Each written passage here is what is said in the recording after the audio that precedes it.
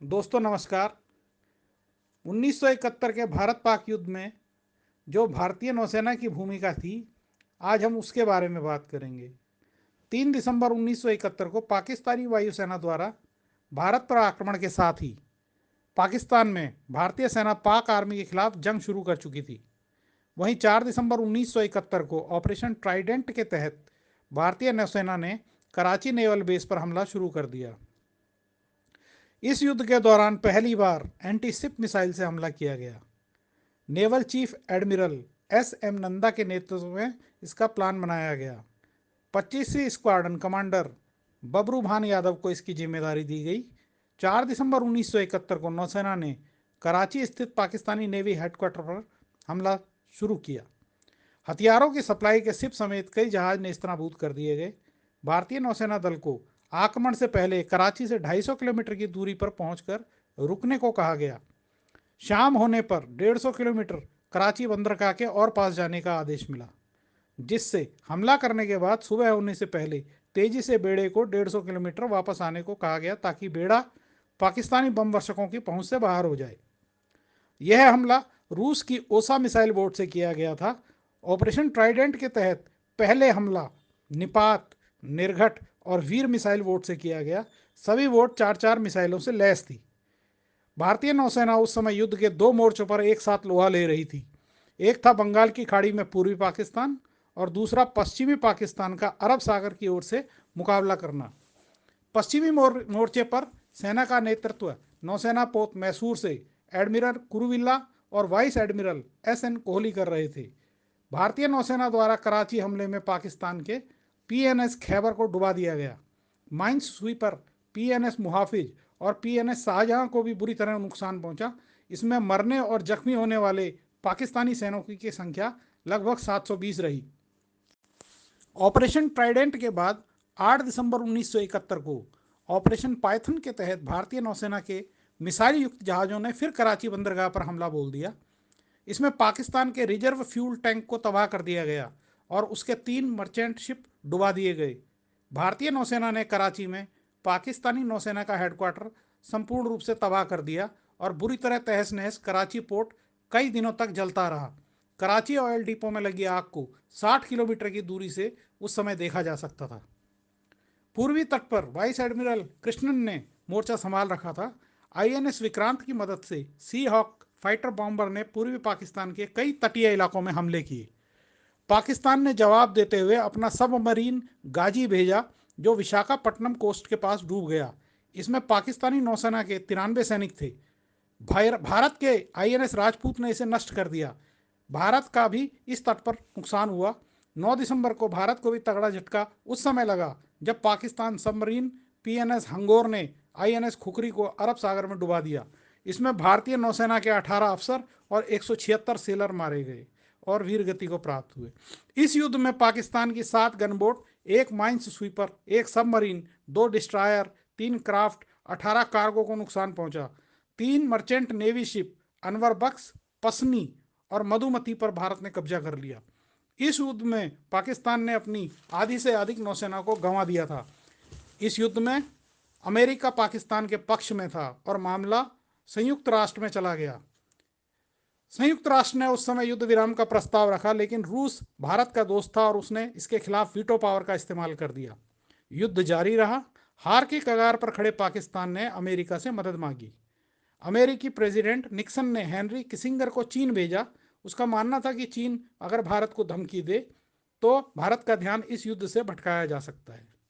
America ने पाकिस्तान की मदद के लिए अपना 7वां जंगी बेड़ा बंगाल की खाड़ी में रवाना कर दिया। यह उस समय सबसे शक्तिशाली नौसेना का बेड़ा था। इसकी खबर भारत को 8 दिसंबर को लगी। बात अब रूस और अमेरिका के बीच आ गई और मामला अंतर्राष्ट्रीय बन गया। भारत ने रूस से मदद मांगी। रूस से मित्रता संधि हुई। इस संधि का अर्थ था कि भारत पर हमला रूस पर हमला माना जाएगा। रूस ने भी अपने जंगी बेड़े को हिंद महासागर में भेज दिया। इस बेड़े को 10th ऑपरेटिव बैटल ग्रुप कहा जाता था। इसमें न्यूक्लियर पनडुब्बी और जहाज भी शामिल थे। इसका काम अमेरिकी बेड़े को भारत में पहुंचने से रोकना था। 2 दिन पहले ही भारत को चुनौती देने वाले पाकिस्तान के पूर्वी कमान के कमांडर लेफ्टिनेंट जनरल नियाजी पूरी तरह से पस्त हो गए। उन्होंने भारत को युद्ध विराम का प्रस्ताव भेजा, लेकिन जनरल सैम मानेकशॉ ने जवाब दिया कि हम केवल सरेंडर करने के साथ ही युद्ध विराम करेंगे। भारत की पूर्वी कमान के लेफ्टिनेंट जनरल जगजीत सिंह अरोड़ा के हाथ में थी उस समय, जिसके समक्ष 16 दिसंबर 1971 को लगभग 93,000 से अधिक पाक सैनिकों और उनके सहयोगियों के साथ आत्मसमर्पण कर दिया गया और बांग्लादेश के जन्म के साथ युद्ध का समापन हुआ। दोस्तों, भारत पाकिस्तान का युद्ध जो 1971 में हुआ था, यह युद्ध पूर्वी फ्रंट और पश्चिमी फ्रंट पर एक साथ लड़ा गया।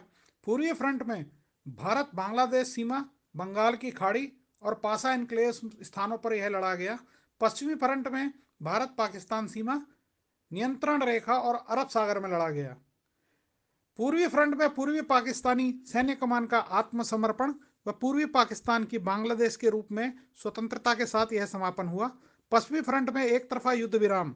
भारत ने उस समय पश्चिमी पाकिस्तान में लगभग 5,795 वर्ग मील भूमि अपने अधिग्रहित कर ली थी, किंतु सारी भूमि शिमला समझौते के अंतर्गत एक अच्छे पड़ोसी के नाते पाकिस्तान को वापस लौटाई।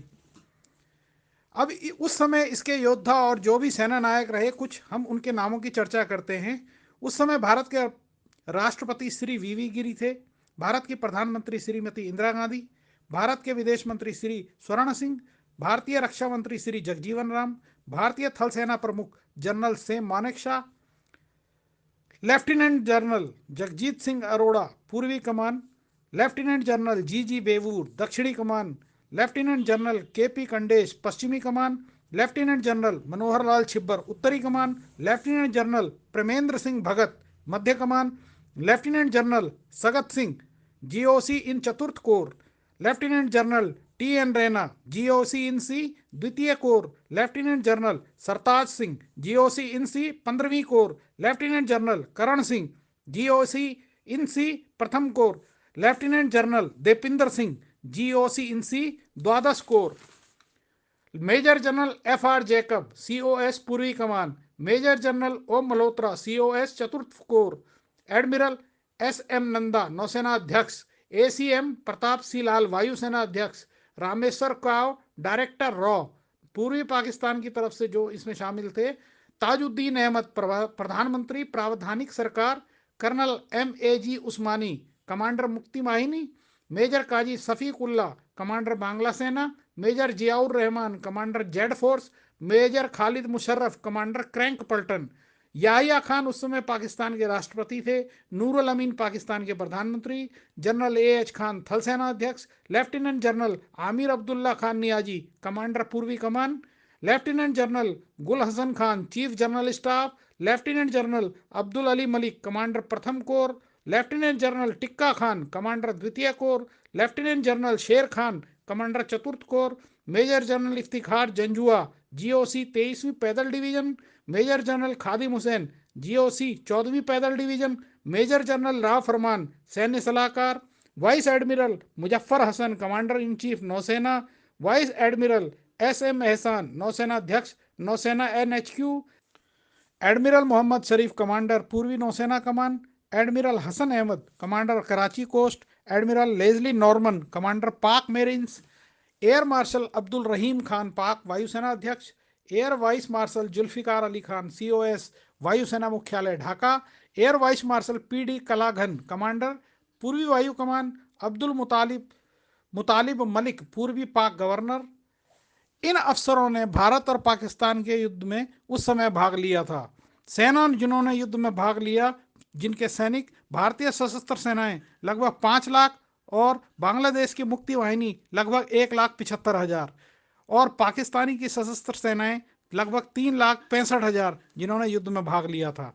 हानि भारतीय पक्ष की हुई एक नौवहन विमान, भारतीय ओखा बंदरगाह क्षतिग्रस्त, ईंधन सुविधाएं क्षतिग्रस्त, लगभग 45 वायुसेना के विमान और 3,843 सैनिक वीरगति को प्राप्त हुए और लगभग 2,500 सैनिक घायल हुए और पाकिस्तानी पक्ष में उस समय 9,000 सैनिक मारे गए और लगभग 25,000 सैनिक घायल हुए और लगभग 93,000 से अधिक युद्धबंदी भारत ने उस समय बनाए। नौसेना के 2 विनाशक, एक माइन स्वीपर, एक पनडुब्बी, 3 गश्ती वाहन, 7 गन बोट्स और लगभग 75 वायुसेना के विमान 45 से 50 टैंक इस 1971 के भारत पाक युद्ध में पाकिस्तान को क्षति उठानी पड़ी।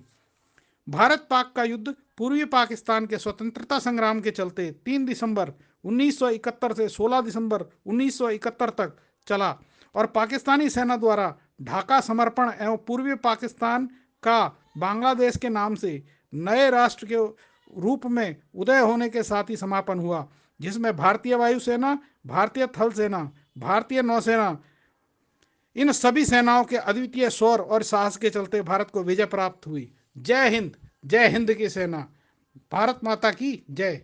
नमस्कार।